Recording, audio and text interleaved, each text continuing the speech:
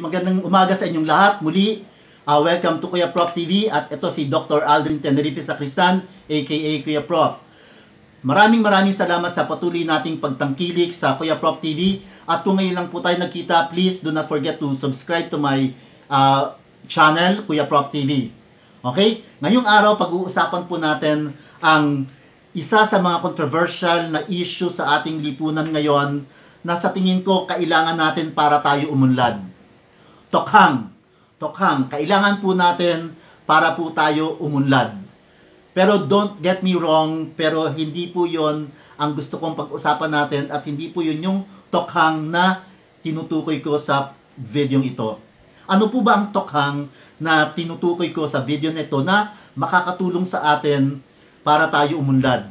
Pero bago yan, gusto ko lang pong mag-announce ng dalawang bagay. Next week po ay magbibigay ako ng magbabahagi ako sa mga grupo ng kababaihan, ang Connected Women Philippines Valenzuela chapter, that will be on September 25 po.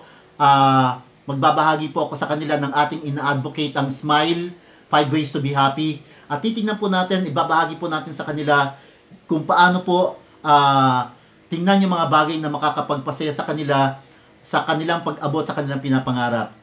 Okay? Yan po yung isang activity ni Kuya Prof next week. At sa darating pong buwan, October 22 naman, magbabahagi po tayo sa mga guro at mga kawani ng isang paaralan dito sa Valenzuela. At ibabahagi din po natin sa kanila yung tulad ng Smile na ating ina-advocate, how to fight stress and academic challenges. Okay?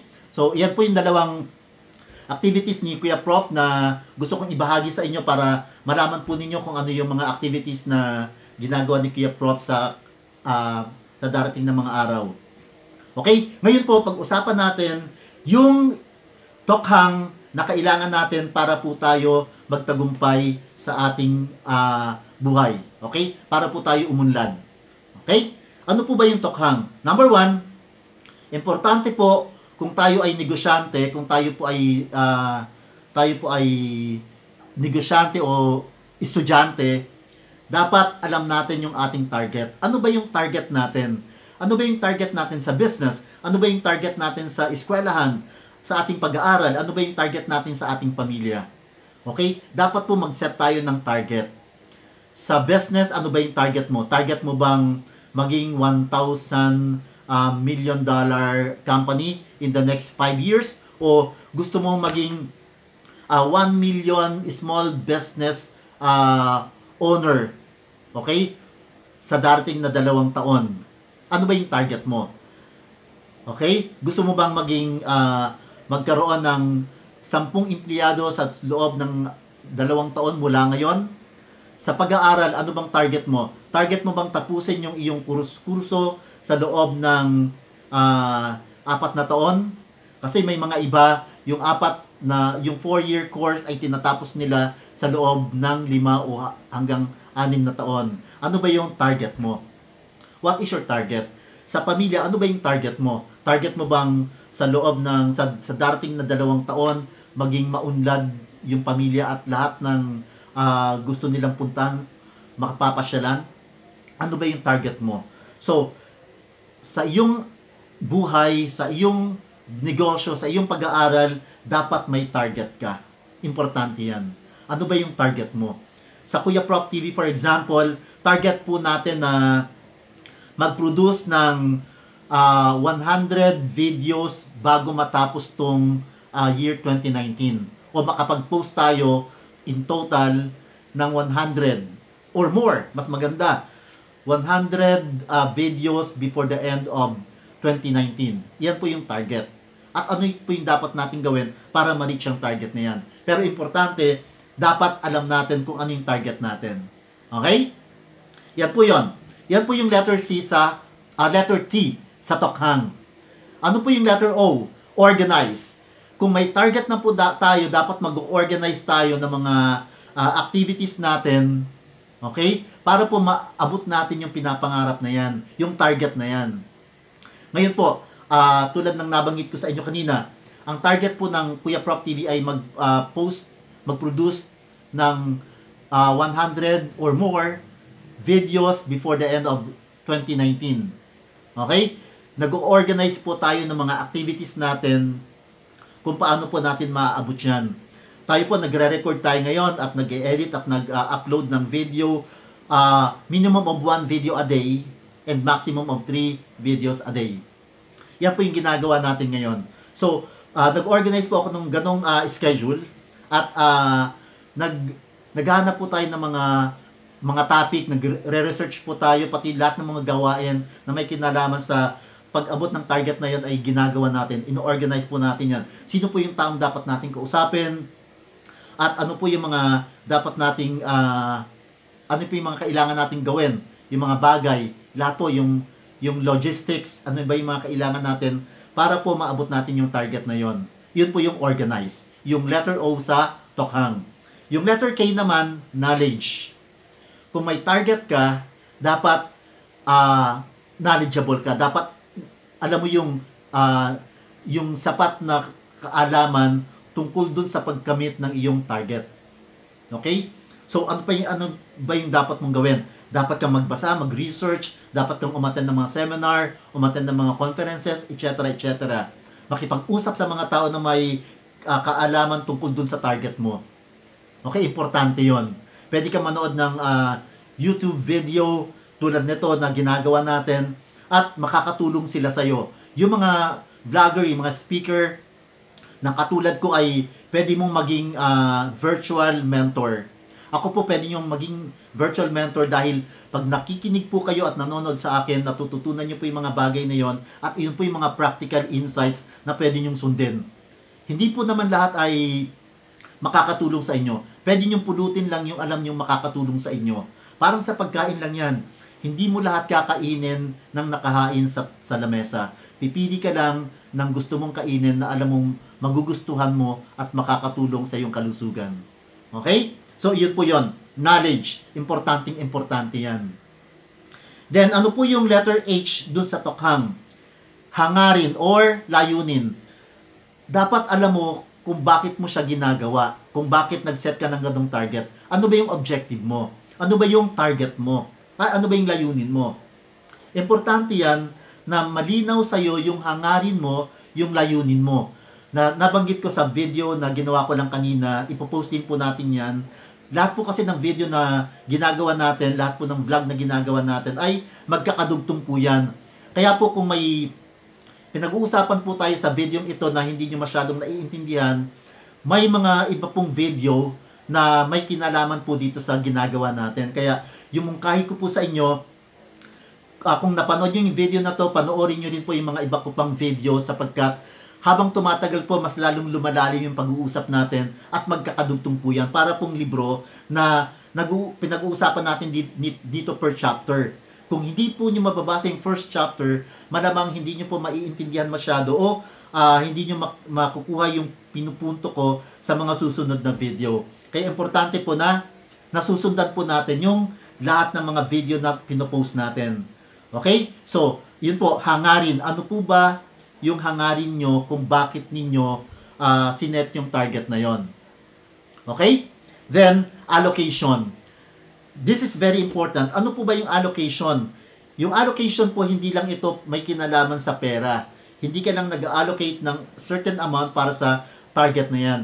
Hindi lang po pera yung pinag-uusapan dito. Ina-allocate po natin lahat ng resources natin. Pag sinabi pong resources, hindi lang po iyan pera. Okay? Pag sinabi po nating resources, tumutukoy din po ito sa ating oras. Okay? Sa ating mga gamit, sa ating mga equipment. Lahat po yun. Halimbawa yung layunin nyo ay, yung target nyo, makapag-produce kayo ng maraming video, 100 videos tulad ng Kuya Prof TV. Pero paano kung isa lang yung camera at may mga iba pang dapat i-shoot, nagkasabay-sabay yung mga event, i-allocate mo ngayon kung ano yung ipa-prioritize mo. Okay? So, allocation is very important. Sa allocation, nandyan din po yung scheduling. Kasi i-allocate mo, gagamitin mo yung time mo, i-allocate mo yung oras mo eh. So, you have to schedule. So, importante po yung allocation dito sa ginagawa natin para tayo umunlad. Okay? Yan po yung letter A sa tokhang. May dalawa na lang pong natitira, ang letter N and letter G. Ito po yung letter N. Never say die. Never give up. Never say die. Sa ating pong pagtahak sa buhay na to, sa ating pagkamit dun sa target natin, lagi pong may dumarating na mga challenges at mga problema. At kung napakahirap na ng problema na dumarating sa'yo at susuko ka, hindi mo maaabot kailanman yung target mo. Kaya nga, yung letter N dito sa tokhang, never say die. Never say goodbye. Never say die and never give up. Okay? Importante po na hindi ka sumusuko. Kung napapagod po tayo at nahihirapan, huwag susuko, pero pwede namang magpahinga. Magpahinga ka muna, kailangan mong i-regain yung nawala mong lakas. Magpahinga ka, matulog ka, at sigurado ako paggising mo kinabukasan, may bago kang lakas, may panibago kang lakas na magagamit mo muli sa pagharap dun sa mga challenges, sa pagkamit mo dun sa target mo para ikaw ay umunlad. Okay? Yan po yung letter N sa tokhang. Never say die, never give up. Okay? Yung letter G po, yung panghuli, napaka-importante po nito. Goals. Nabanggit ko po sa isa kong video na yung video about dreams, yung video about pangarap. Yung goals po ay importante yan. Nabanggit ko po doon na kung may target po tayo, kung may pangarap po tayo, yung goals ay importante sapagkat dapat araw-araw may goal tayo. You should have daily goal. Ano ba yung goal mo sa araw na to? Ano ba yung goal mo na dapat mong ma-accomplish ngayong araw na to? And after that, what is your goal for this week? Weekly goals. What is your goal for this month? Monthly goal. What is your goal for this year? Yearly goal. Okay? Importante po na may goal ka araw-araw, may goal ka weekly, may goal ka every month, at may goal ka sa buong taon. At lahat po yun magkakaugnay. Magkakaugnay po yung mga goals na yon dahil parang hagdanan po yan. Bawat stairs, yung bawat isang stair ay isang step ng hagdanan. Okay? At bawat takbang mo, paakyat ka ng paakyat hanggang marating nyo yung pinakatuktok ng hagdanan na yan. Okay? So, yan yung mga gagawin mo para makamit mo yung iyong pinapangarap, yung iyong target. Yan ang tokhang. Okay? Tokhang ay kailangan natin para tayo umunlad. Napaka-importante niyan. Okay? So, kung may natutunan ka sa video ito, please share this to your friends, to your kapamilya, kapuso, kapatid. At pati sila ay matuto rin. At please do not forget to subscribe kung bago ka lang dito sa channel na to. At maging kasama ka natin dahil lahat tayo ay dreamers. Okay? Tayo ay dreamers. Lahat po ng subscribers ng Kuya Prof TV, ang tawag po natin ay dreamers. Mangarap, huwag matatakot mangarap. Okay? Ngayon, kung may pangarap ka na hindi pa masyadong malinaw at gusto mo ng coach, pwede nyo po akong kontakin at pwede nyo po akong gawing coach. Just message me sa Kuya Prof TV sa FB at sa number na 0932-849-3842. I-message nyo lang po ako at pag-usapan natin yung detalye kung paano yan. Pwede po akong one-on-one or group coaching at pwede rin naman personal at online coaching.